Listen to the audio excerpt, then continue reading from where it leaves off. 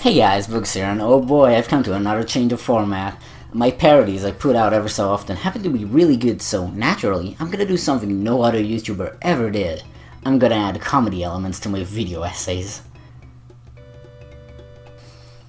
But I feel like I'm missing something though. It's almost like the fact that I've been here for multiple years and have great wealth and love and respect in the community is just not delivered well enough to the viewers. That's more like it. I have reaction gift lineage until the day I die, and if I were a sim, I'd get 50 gift points right about now. So while I'm enjoying my new respected the society as a That One Pro John Tron Jared video gamer ripoff, why not start at the very ground level of gaming on YouTube? All of it. Yep, I want to take a look at all of gaming today and see what really makes a game a game. Let's start with some examples to what I call games. Everything. Life is Strange, more specifically. Life is Strange and Gone Home are just as much as video games as Octodad and Team Fortress 2.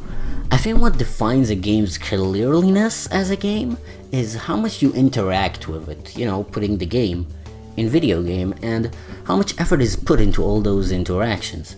I try making that as broad as possible to avoid criticism on that part, because after all, I do plan on calling Smash a fighting game later, so I can't just burn out the ignorance less than 2 minutes into the video. So naturally, I ranked 81 different games that I've personally gotten a chance to play with or seen a lot of footage from multiple people of. Based on two factors. Time between any input series to the other, meaning how often are you required to pick up the controller and start performing actions, and time within the series. How many quickly or accurately do you need to enter the inputs in those whatever, to perform well in the game. None of these are taking into account stuff like pause menus and anything like that, because unlike Sims, where that is taking into account because you can keep affecting the game while the game is paused, or Fallout, where menus are kind of the main part of the experience in some ways, so that's counted in. I do take into account cutscenes, however, because, God almighty, is there a difference between waiting for a cutscene and pausing manually? The dominant pauser in a relationship does make a difference, just like real life. So, Life is Strange gets a 1 for time between, since you have literal time rewinding and no real situations of game over or anything of the sorts. You can stop and think forever. Some of the puzzles, and a particular scene most of people know about, but hey, I won't spoil, do require quite the pacing between them, but then again can be rewinded forever if you really want to. But still more stressful within action sets, so it gets a 3 for trying hard. On a game like Octodad, where the controls are constantly slipping into each other and one movement requires 2 others and a backup just to make sure everything's going fine, it's good the developers made not moving a stable thing once you're done with a momentary action. You can kind of stall in place and keep moving roughly whenever. Octodad gets a 5 for a time between and 8 for within. A shooter game like TF2 with camping, sniping, turtling a sentry and others is a bit of a similar situation, but the constant given threats and requiring quick handling of new situations with every class gives it a 7 between, 8 within rating. Let's just start with the randoms. The 10/10 rating go to things like Guitar Hero, especially on hard difficulty modes, because you have absolutely zero downtime and you can miss anything if you want that shiny full clear. And on the bottom of the bin of interactive videos, we have Gone Home, in which you ask the ticket guy to keep hitting play in order to watch the whole movie. I don't think this is enough. Posters are nice and everything, but having a small room isn't an excuse for a small ego. I need something a bit more physical. So I picked up this set of plushies and collectibles I found around my house, and I think it does really convey a really good combination of emotions that I want people watching the channel to feel. Like, this guy's not only just a games critic, he's also a bottom. So, I ranked some more games here, starting with my favorite genre of platformers. Placing the data on graphs doesn't only establish how smart I am, it also shows that it's on the more varied genres we're gonna see. A specific portion I wanna note is these 3. Super Meat Boy is an all-out 9 out of 9, you're quickly thrown back into action with little to no RNG within the level layouts. besides bosses in the last 3 worlds, but that isn't my point. The End is Nigh is a much more calculated game, where even though the same rapid action is required, the game is a lot more melancholic, with the atmosphere affects gameplay a lot. The apocalypse isn't a robot with saw blades chasing you, it's just a mess, and you better take some steps and thoughts before jumping in. Celeste, the thematic opposite and mechanic duplicate of TIN, Ami, is a bit more complex in execution, but it gives you more chill moments. It's not as much of a ramp up in difficulty, and if at the end of a hard room is not the end of a whole chapter, you always get 2 or 3 simple-ish rooms to tone yourself down, even though execution in Celeste is a total beast. Overall, 2D platformers take up the higher to middle portion of the graph in all terms, and moving to 3D platformers, you can notice they go back in the difficulty scale, and yes, that's Sonic 06 there. Loading times do affect scoring, and it almost took a point from Kirby. I'd also like to note that it's cool to notice that both 2D Mario games got a 6 for input series complexity, while both 3D games got an 8.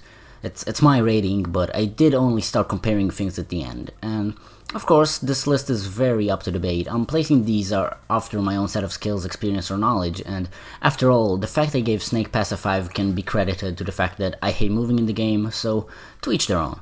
If you want to take your time to make this, feel free, the spreadsheets and all that are in the description. Also, Banjo-Kazooie, which was obviously inspired by Mario 64, happened to be a bit of a toned down rating for both of these, but it tried to be a more stable standalone thing, so it took things with more caution and thus went a bit lower in the interactivity scale. Also notice how Mario World has twice as much interaction as Mario Run. Both games are totally worth their price, and I couldn't recommend Mario Run enough, but compared to big, creative, and inventive levels of Mario World you can do so much in with...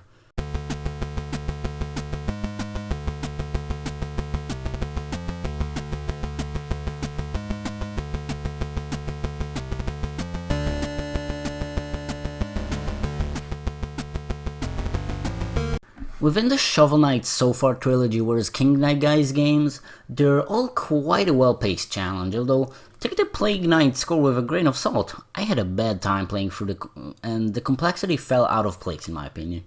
And off I go to one of my less preferred genres of games, RPGs, which I separated to turn-based RPGs, which are, you know, your old-school Final Fantasies, Pokemon and the such, and action RPGs, which are basically every game where you control a character but doesn't fit well in other genres, like Stanley Parable and, well, Gone Home.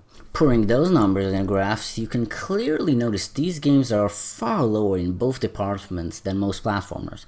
The highest within rank in turn-based is Persona 5, and I'm basing that off of mostly music and tidbits of gameplay. Action RPGs are in a better state but are relatively as slow paced in the between score, as you can usually stall for unlimited times using the in-game menus, conversation, VATs, and the similar. I also consider most inventory and map movement in these games as gameplay, as not pure pauses, so that bogs down their pacing score a bit more, and again, literal pace, not saying anything about the pacing or the story or any of those. Shoot time, pew pew, popular games for big boys with very big reproductive organs have got to be very engaging, right? Correct. All shooters I ranked here have a 7 or 8 rating in all categories, and Doom even got a 10 on input frequency because hot damn is it hot and damned. The usual graph doesn't even tell much beyond, yep, it's interactive alright. This is a similar situation with fighting games. There's no real fighting game that you can just stop and do nothing in. Most get out with a same-ish score, but platform fighters actually rank a fair bit lower than other stuff because stalling in Smash is much more possible due to the size of the stage. Not that I'm complaining, my biggest issue with normal fighter games is the boring and constricted movement. Shoot 'em ups are a bit more varied. You have Isaac and Gungeon with nearly identical, fairly balanced scores, but you have the 410 Hotline Miami, which gives you all the time in the world to execute a complex sequence of events in 5 seconds. And the Hold, Shoot, Move Carefully Forever Toho games, just an interesting span of difficulty. And puzzle games are what you'd expect. You have a strong indentation towards one side of the scale, and the other's fine. Like Tetris, where the pieces come very rapidly, but it's a while before placing them correctly is particularly difficult. So that's kind of it. I left a link to a Google Drive folder with all the graphs and all iterations. Some are inaccurate due to changes I did later, so I decided there wasn't anything to mention ranging my 6 resume games that I ranked, but hey, those charts are there if you want, go look at them there. Overall, I think this video can really go a long way as a stepping stone into making me a viable piece of the AVGN ripoff legacy. From now, I'll try to intervene at least once or twice an episode, trying to make anything funny, so yeah, I hope you guys enjoy that. I hope you guys are okay with seeing my ugly ass for once a week. Well, maybe more in streams, who knows. Thank you all so much for watching. This was really fun to do. I hope to do a lot more like this. Yeah. Thank you all so much for watching. Love you. Bye.